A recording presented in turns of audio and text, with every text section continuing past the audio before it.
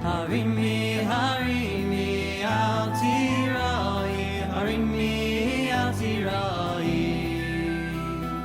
Imri le'arei Yehuda, hinei Elokeichem. Harimi, harimi, al tirai. Hello and welcome to Pirkei Avos with Rabeinu Yonah. We are on chapter 2, Mishnah Zion, Mishnah number 7. Hu hayomer, he used to say, Marba basar, marba rima. More flesh brings more worms. Marba nechasim, marba daiga. More possessions bring more worry. More money, more problems. Marba nashim, marba kshafim. More women bring more witchcraft. Marba shvachus, marba zima. More female maidservants bring sexual immorality. Marba avadim, marba gazel. More male servants, more slaves bring theft. Marba Torah, marba chayim. Now on the other hand, more Torah brings more life. Marba yeshiva, marba chachma. More sitting brings more wisdom. Marba etza, marba tfuna. More counsel brings more understanding. Marba tzedakah, marba shalom. More charity brings more peace. Kana shem tov, kana la'atzmo. Someone gets a good name, he acquires it for himself. Kana lo divrei Torah. If someone acquires words of Torah, kana lo chai olam haba. He acquires the next world. So let's see what Rabeinu Yonah has to say on these statements. Hu hayomer. Ha'adam chayshiv, a person thinks, what does it mean, marba basar, marba rima? More flesh, the more flesh a person has, the more worms. What does that mean? Ha'adam chayshiv, a person thinks, ki aide hataynag v'ha'idun chayim yosef, ki yanag atzmo al pi hateva. People think that if they act according to the physical world alone, and they treat themselves to delicacies, and are very careful with their body, and eat a lot to be healthy, they think they're not going to die.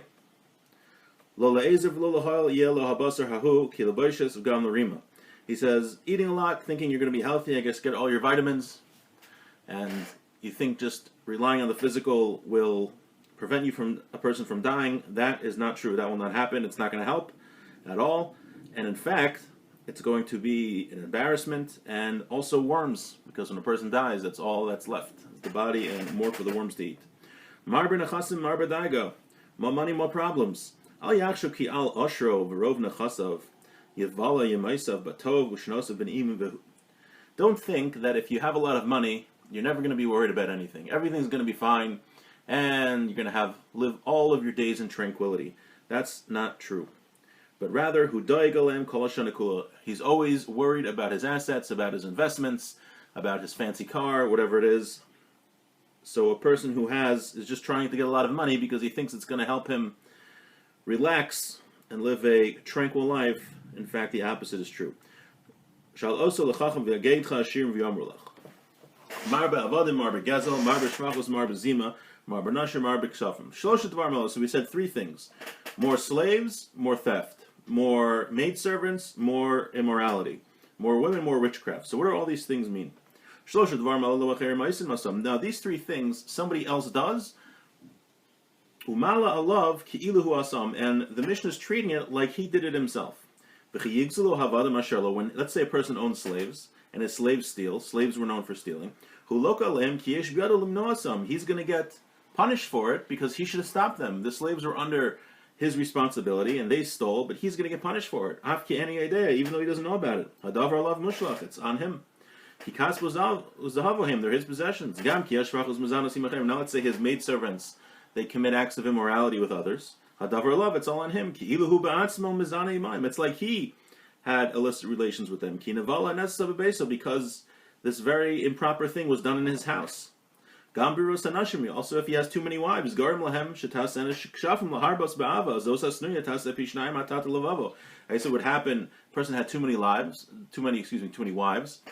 The wife that wasn't liked so much, she would do some witchcraft to get him to like her. Because and the other wife would not be so happy with this. But it's all going to be on him. It's a very serious sin. As it says, a witch should not live. There's such a thing as witchcraft. There's certain spiritual forces, negative spiritual forces that people could use for their own benefit. So if a person has a lot of wives, he's asking for trouble because the the wife who is not liked so much is going to use witchcraft to try to get what she wants, and that's going to be his responsibility. So we have these three things, even though he didn't do them himself, but they were his responsibility and he didn't take care of them, so he is going to be punished. But then the Mishnah continues, Marba Torah, Marba Chayim, more Torah, more life. Zeh hadavar keneged ma she'amar. So now we're having good things opposed to the bad things which we just mentioned. So what does it mean when you have more Torah, you have more life? Keneged ma she'amar, this is juxtaposed to what we said, Marba Basa, Marba Rima. That the more flesh a person has, the more worms. If a person enjoys himself too much with delicacies and physical pleasures, it's going to shorten his life. However, the opposite is true with Torah. The more one studies Torah and works hard in understanding the Torah, his life is going to get longer. Now this is also juxtaposed to what we said, Marba Nachas and Marba Daga. The more possessions, the more worry. When a person is worried about his possessions, it shortens his life. Right? When you worry about something excessively, it causes your life to get shortened. But Daigas HaTorah, Afki Daiga Gedolim, even Kasher Yachshav Al Achad Yomer Davor Al Eifnav, Ach En Yichalus Adagahi Lasos Lora. He says that when you worry about something, you worry about your possessions, that shortens a person's life. However, when worrying about Torah, even though it's still worrying about Torah doesn't shorten a person's life. And a person worries when he studies Torah. He wants to know what the law is. It's a lot of work. It takes a lot of hard work. He's worried that he'll get it right. And even though they say that worry is a sickness of the heart, hadaiga, kalos halev, it ends the heart. But someone who worries about Torah, he'll have long days and years of life, and he'll have peace. King Solomon says, Yiras Hashem Tosif Yamim Ushnos Rishayim Tiktzarna. That fear of Hashem, fear of God, adds life, and the years of the wicked will be shortened.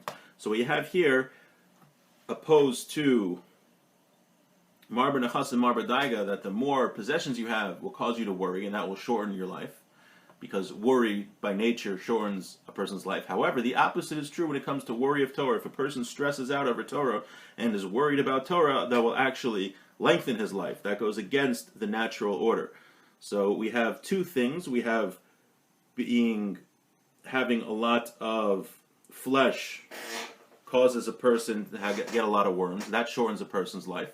Opposed to that is Torah, which lengthens a person's life. And then we have a lot of worry is caused by a lot of possessions, and the opposite of that is worrying about Torah, which causes a person to live longer. Okay, let's continue with the Mishnah.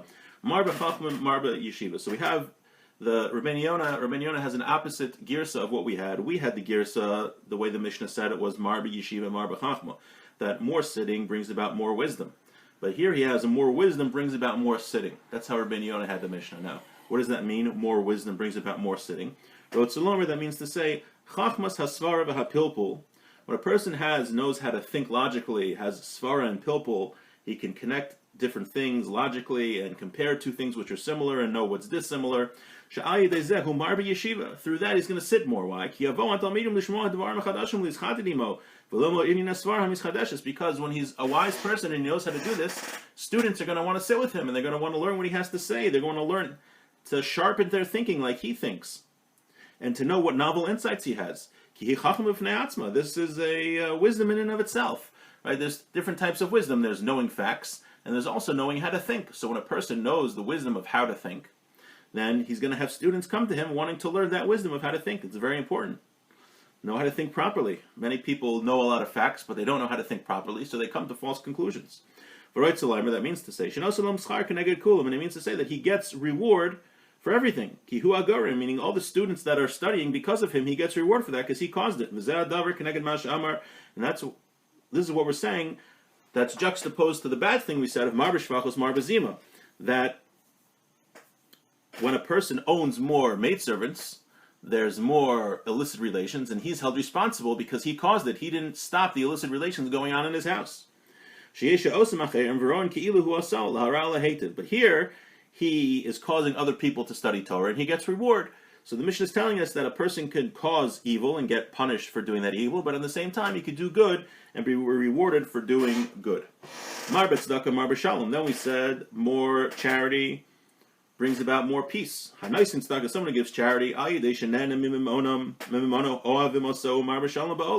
So the people that he gave charity to are going to love him, and it's going to create more peace in the world.